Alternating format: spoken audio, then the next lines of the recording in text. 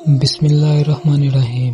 اس حدیث پاک میں اسلامی طریقے سے طہارت اور اس کے احکام و مسائل بیان کیے جائیں گے۔ سنت ابن ماجہ 269 میں بیان کیا گیا ہے کہ حضرت جابر رضی اللہ تعالیٰ عنہ سے روایت ہے کہ رسول اکرم صلی اللہ علیہ وسلم ایک مد پانی سے وضو اور ایک صاح پانی سے غسل فرماتے تھے۔ سنت ابن ماجہ 270 میں جبکہ بیان کیا گیا ہے کہ حضرت عقیل بن ابو طالب رضی اللہ تعالیٰ عنہ سے روایت ہے رسول اکرم صلی اللہ علیہ وسلم نے فرمایا وضو کے لیے ایک مد پانی اور غسل کے لیے ایک صاح پانی کافی ہے۔ ایک آدمی نے کہا ہمارے لیے تو کافی نہیں ہوتا۔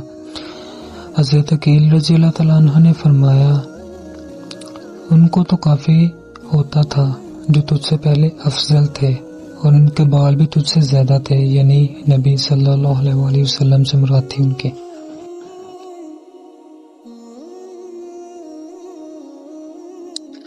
جبکہ سنت ابن ماجہ 271 میں فرمایا گیا ہے کہ حضرت اسامہ بن عمیر حزنی رضی اللہ تعالیٰ عنہ سے روایت ہے رسول اکرم صلی اللہ علیہ وسلم نے فرمایا اللہ تعالیٰ پاکیزگی کے بغیر نماز قبول نہیں فرماتا اور خیانت کے مال میں سے دیا ہوا صدقہ قبول نہیں فرماتا۔